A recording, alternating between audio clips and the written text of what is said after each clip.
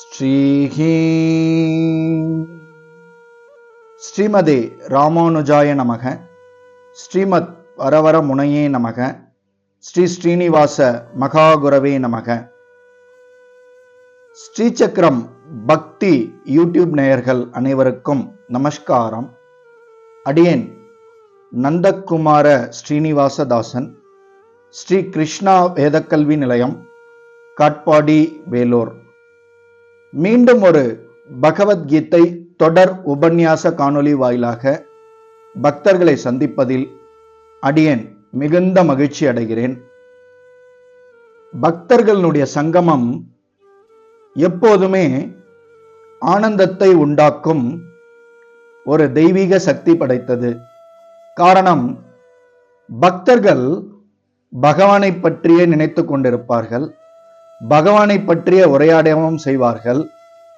அனைத்து விஷயங்களும் சுருக்கமாக சொல்ல போனால், பகவானுடைய நினைப்பிலேயே, அவருடைய நாமஸ்மரணத்திலேயே அவருடைய லீலைகள் பற்றிய, அவருடைய திவ்ய லீலைகள் பற்றிய அந்த சொற்பொழிவுகள், பஜனைகள், கீர்த்தனைகள், உபன்யாசங்கள், பேச்சு பரிமாற்றங்கள் இவை தொடர்ந்து அங்கே அரங்கேறிக் கொண்டிருப்பதால் அங்கே பகவானுடைய தெய்வீக சக்தி சுற்றி சுற்றி அந்த பக்தர்களுடைய சங்கமத்தில் அரங்கேறிக் கொண்டே இருக்கும். ஆதலால் தான் அனைவரும் பக்தர்களாக மாற வேண்டும் என்பது சாஸ்திரங்களில் தெளிவாக கூறப்பட்டுள்ளது. ஒருவர் நிம்மதியான, மனதுக்கு இதமான, ஆனந்தமான ஒரு வாழ்க்கையை வாழ வேண்டும் என்றால் அவர் எங்கெங்கோ சென்று நிம்மதியை தேடுகிறார். ஆனால் பௌதிக வாழ்க்கையில் பௌதிகத்தால் நிம்மதியை ஒருபோதும் கொடுக்க முடியாது. அப்படி கொடுத்தாலும் அது காணல் நீர் போல உடனே மறைந்துவிடும். ஆம், பௌதிக வாழ்க்கையிலே இன்பம் துன்பம் என்று எடுத்துக்கொண்டால் துன்பங்கள் தான் நிறைய கிடைக்கும். இன்பங்கள் ஏதோ காணல் நீர் போல அல்லது அத்தி பூத்தது போல அங்கே சிறியதாக தோன்றி மறைந்துவிடும். ஆனால் நித்தியம் நித்தியம் ஒரு ஆனந்தமயமான வாழ்க்கை, ஒரு அற்புதமான வாழ்க்கை, மனதுக்கு இதமான ஒரு வாழ்க்கை, அனைவருடனும் சேர்ந்து ருசித்து மிக ரம்யமாக ஒவ்வொரு க்ஷணத்தையும் அனுபவித்து வாழக்கூடிய ஒரு அற்புதமான வாழ்க்கை ஆன்மீக வாழ்க்கையால் மட்டுமே சாத்தியம். அதனால்தான் இந்த உயர்ந்த ருசியை, இந்த பரம்பொருளின் ருசியை, அதாவது இதற்கு மேல் ஒரு ருசியே கிடையாது, இதற்கு மேல் ஒரு ஆனந்தமே கிடையாது, இதை விவரிப்பதற்கு வார்த்தைகளும் கிடையாது. அப்படிப்பட்ட ஒரு பொக்கிஷமான விஷயத்தை அனைவரும் புரிந்து கொள்ள வேண்டும். இதற்கு பக்தர்களாக முதலில் மாற வேண்டும். அதைத்தான் கிரந்தங்களும் கூறுகின்றன. அடியேனும் ஒவ்வொரு உபன்யாச காணொளியிலும் இதை தெளிவாக வலியுறுத்தி அனைவரிடமும் கேட்டுக்கொள்ளும் காரணம், யாம் பெற்ற இன்பம் இவ்வையகம் பெறுக. பக்தி செய்வதற்கு வயதோ, ஜாதியோ, மதமோ, இனமோ எதுவுமே தடையில்லை. அங்கே அனைவரும் வரவேற்கப்படுகிறார்கள். அனைவரும் பக்தி மார்க்கத்தில் வந்து இந்த நாம ருசியை ருசிக்கலாம், ஒரு உன்னதமயமான வாழ்க்கையை வாழலாம். இந்த கதவுகள் அனைவருக்கும் திறந்தே கிடக்கின்றன. ஆனால் யாரெல்லாம் இதை ருசிக்கிறார்களோ, ரசிக்கிறார்களோ, ஒரு ஆனந்தமயமான வாழ்க்கையை வாழ்கிறார்களோ அவர்களெல்லாம் பாக்கியசாலிகள். இதை அனுபவிக்க தவறியவர்களை என்னவென்று கூறுவது? அவர்கள் வாழ்க்கையினுடைய உண்மையான அர்த்தத்தை புரிந்து கொள்ளாமலே, ஒரு செம்மையான வாழ்க்கையை வாழ்வதற்கு உண்டான அடித்தளத்தை அமைத்துக் கொள்ளாமலே இந்த கிடைப்பதற்கு அரிதான மானிட பிறப்பை வீணடித்து விடுகிறார்கள். வீணடிப்பதற்காக நாம் இந்த பிறப்பெடுத்தோம், இந்த பிறப்பினுடைய நோக்கமே, ஆறறிவு படைத்த இந்த மனித பிறப்பினுடைய நோக்கமே வாழ்க்கையினுடைய மகத்துவத்தை புரிந்து கொள்வதற்காகத்தான். இந்த வாழ்க்கையினுடைய மகத்துவத்தை எவ்வாறு புரிந்து கொள்ள முடியும் என்றால், பக்தி மார்க்கத்தால் மட்டுமே அது சாத்தியம். சரணாகதியால் மட்டுமே அது சாத்தியம். சரணாகதி என்றால் யாரிடம் சரணடைவது?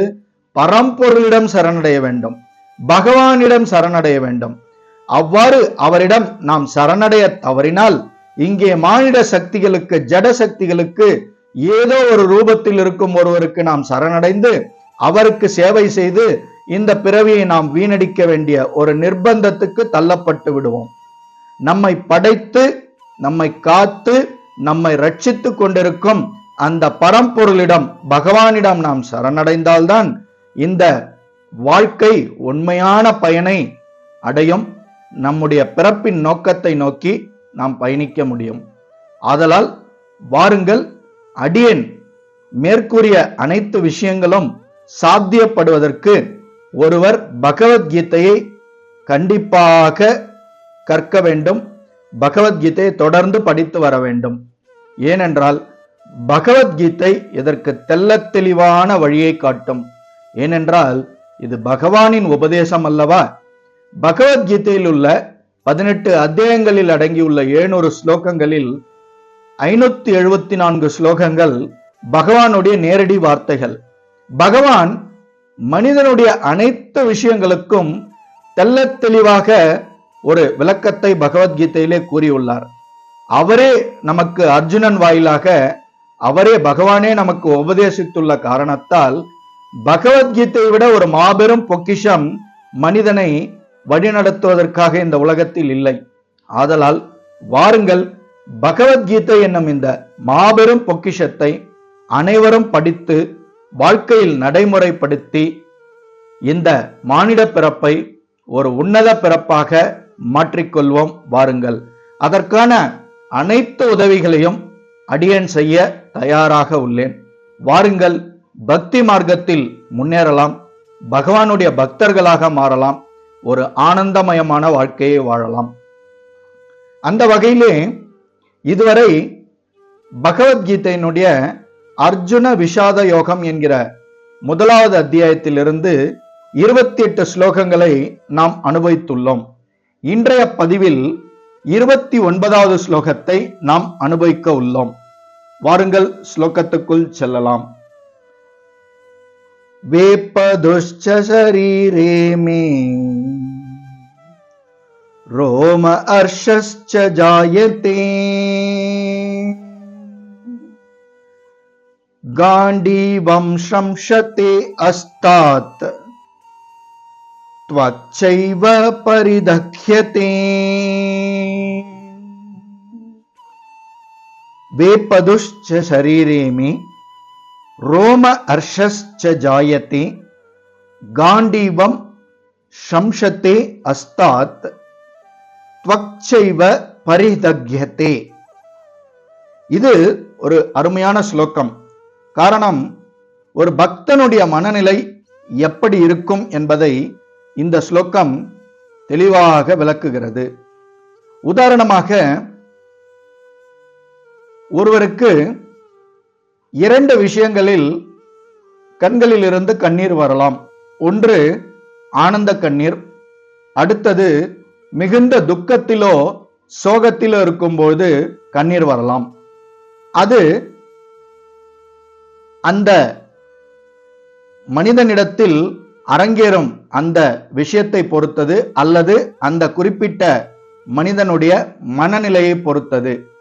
இங்கே இதற்கு முந்தைய ஸ்லோகத்தில், அதாவது 28வது ஸ்லோகத்தில் பகவான் ஸ்ரீ கிருஷ்ணரிடம் அர்ஜுனன் அங்கே கூடியுள்ள அந்த படைகளை எல்லாம், அந்த மகாபாரத போர்க்களத்திலே கூடியுள்ள படைகளை எல்லாம் கவனித்த பின் தன்னுடைய உடல் அங்கங்கள் நடுங்கி வாய் உலர்வதை உணர்வதாக பகவானிடம் தெளிவாக விளக்கினான். அதனுடைய தொடர்ச்சித்தான் இந்த ஸ்லோகம். இந்த ஸ்லோகத்தில் நாம் கவனிக்க வேண்டிய முக்கியமான வார்த்தைகள் சில. அதாவது, உடல் நடுக்கத்தை குறித்து இந்த ஸ்லோகம் தெளிவாக விளக்குகிறது. அதுதான் வேபதுகு. இந்த சமஸ்கிருத வார்த்தைக்குண்டான பொருள் உடல் நடுக்கம். அடுத்தது ஷரீரே என்றால் உடலில் என்று பொருள் கொள்ளப்படும். ரோம அர்ஷக முக்கியமான வார்த்தை. இது மயிர்கூச்சம். மயிர்கூச்சம் கூட இரண்டு விஷயத்தில் ஏற்படும்.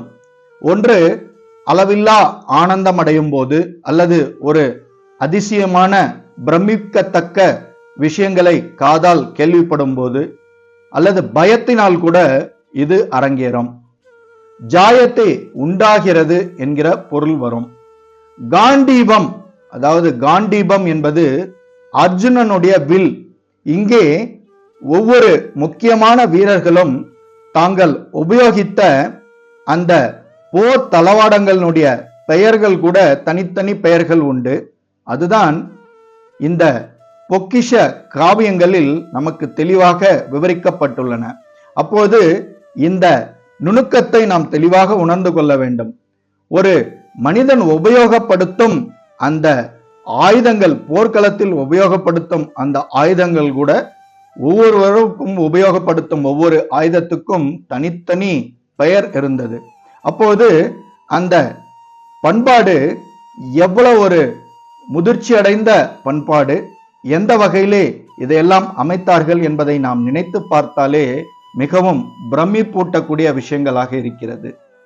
அடுத்ததாக ஷம்ஷத்தே என்கிற வார்த்தை நழுவுகிறது. அந்த காண்டீபம் என்கிற வில் கையிலிருந்து நழுவுகிறது என்பதை இங்கே, அதாவது அர்ஜுனனுடைய கையில் இருந்து அது நழுவுகிறது, அதுதான் இந்த ஸ்லோகத்தில் தெளிவாக உணர்த்தப்பட்டுள்ளது. வாருங்கள் ஸ்லோகத்தினுடைய மொழிபெயர்ப்பை காணலாம். என் உடல் முழுவதும் நடுங்குகின்றது, மயிர் கூச்செறிகின்றது, என் வில்லான காண்டீபம் கையிலிருந்து நழுவுகின்றது, தோல் எரிகின்றது. இதுதான் அர்ஜுனன் பகவான் ஸ்ரீ கிருஷ்ணரை நோக்கி கூறிய வார்த்தைகள். அதாவது தன்னுடைய உடல் முழுவதும் நடுங்குகின்றது, மயிர் கூச்செறிகின்றது, தனது வில்லான காண்டீபம் தன்னுடைய கையில் இருந்து நழுவுகின்றது, தோல் எரிகின்றது. இப்போது ஸ்லோகத்தினுடைய பொருளுரை. இருவிதமான உடல் நடுக்கமும் இருவிதமான மயிர்கூச்சமும் உண்டு. இந்த சின்னங்கள் மிகுந்த ஆன்மீக பரவசத்தினாலோ பௌதிக சூழ்நிலையின் பெரும் பயத்தினாலோ ஏற்படுபவை. தெய்வீக உணர்வு பெற்ற நிலையில் பயம் என்பதே கிடையாது. இங்கே முக்கியமாக கவனிக்கப்பட வேண்டிய விஷயம், பக்தன் எதற்காகவும் பயப்பட வேண்டிய அவசியம் இல்லை.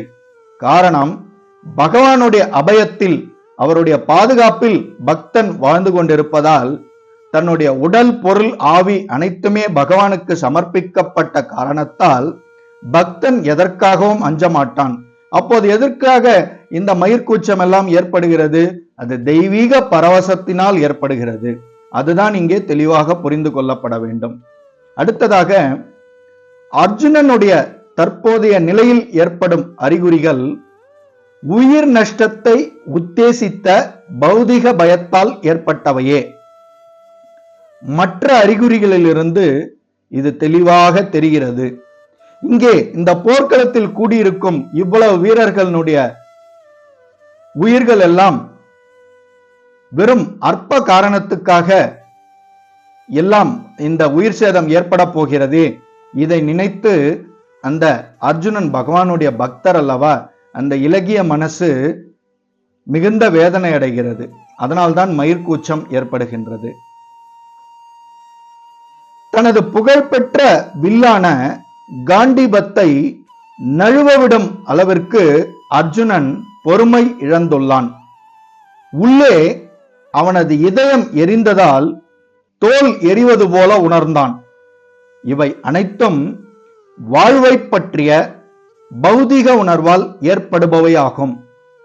அதாவது அர்ஜுனன் பகவானுடைய மிகப்பெரிய பக்தர். இருந்தாலும் கட்டுண்ட ஆத்மா என்கிற காரணத்தால் நாம் தொடர்ந்து பக்தி மார்க்கத்திலே இருந்தால்தான் நமக்கு அந்த உயர்ந்த பக்தியினுடைய சில பொக்கிஷமான விஷயங்கள் நம்முடைய மனதில் உதிர்ந்து கொண்டே இருக்கும். அதாவது எப்போதுமே பகவானுடைய நினைப்பில் நாம் இருந்தால்தான் நாம் ஆன்மீக தளத்திலே தொடர்ந்து பயணிக்க முடியும். பௌதிகத்தின் பக்கம் கொஞ்சம் சாய்ந்தாலும் நம்முடைய நினைப்புகள் எல்லாம் சிதறிவிடும். நம்முடைய கண்ணோட்டங்கள், நம்முடைய சிந்தனைகள், நம்முடைய செயல்கள், நம்முடைய நடவடிக்கைகள் அனைத்தும் இந்த பௌதிகத்தை நோக்கி திரும்பும் பட்சத்தில் நாம் பக்தருக்குண்டான அந்த பாதையில் நடப்பதை தவற விட்டு விடுகிறோம். அதுதான் இங்கே அர்ஜுனன் விஷயத்தில் தெளிவாக புலப்படுகிறது. அர்ஜுனன் பகவானுடைய பக்தராக இருந்தாலும் இங்கே இந்த உயிர்கள் எல்லாம் மாளப்போகின்றனவே, இவ்வளவு நபர்கள் தங்களுடைய இன்னுயிர்களை இந்த போர்க்களத்தில் இழக்கப் போகிறார்களே என்று அர்ஜுனன் பௌதீகம் சார்ந்த விஷயமாக இதை அணுகி மிகுந்த மனவேதனை அடைகிறான். இது பகவானால் ஏற்பாடு செய்யப்பட்டது இந்த மகாபாரத போர். ஆதலால் அர்ஜுனன் கவலைப்பட வேண்டிய அவசியம் இல்லை. இந்த பௌதீக உடலுக்கு மட்டும்தான் அழிவு, ஆத்மாவுக்கு அழிவில்லை. அதெல்லாம் பகவத்கீதையினுடைய 2வது அத்தியாயத்திலே மிகவும் தெளிவாக காண இருக்கிறோம். ஆதலால் பக்தன் ஒருபோதும் எதற்காகவும் எந்த நேரத்திலும் எந்த சூழ்நிலையிலும் யாருக்காகவும் அஞ்ச வேண்டியதில்லை, பயப்பட வேண்டிய காரணம் ஏதுமில்லை. பகவானிடம் தன்னை அர்ப்பணித்து விட்ட காரணத்தால் அனைத்தும் அவரால் செம்மையாக வழிநடத்தப்படும் என்று உறுதியுடன் மனதில் நம்பி தன்னுடைய கடமையை, வேலையை மட்டும், சேவையை மட்டும் செவ்வனே செய்து கொண்டே வாழ்க்கையில் பயணிக்கலாம். ஆதலால் வாருங்கள், இந்த உன்னத கருத்துக்களை எல்லாம் மனதில் நிறுத்தி நம்முடைய வாழ்க்கையை செம்மைப்படுத்திக் கொள்வோம். ஆன்மீகத்தில் முன்னேறுவோம். உண்மையான, நித்தியமான, ஆனந்தமயமான ஒரு வாழ்க்கையை வாழ்வோம். இத்துடன் ஸ்ரீமத் பகவத்கீதையினுடைய அர்ஜுன விஷாத யோகம் என்கிற 1வது அத்தியாயத்தினுடைய 29வது ஸ்லோகம் இனிதே நிறைவு பெறுகிறது. அடுத்த ஸ்லோகத்தில் உங்களை சந்திக்கும் வரை உங்களிடமிருந்து விடைபெறுவது அடியேன் நந்தகுமார ஸ்ரீனிவாசதாசன், ஸ்ரீ கிருஷ்ணா வேதக்கல்வி நிலையம், காட்பாடி, வேலூர். மிக்க நன்றி. சர்வம் கிருஷ்ணார்ப்பணம். ஜெய் ஸ்ரீமன் நாராயணா.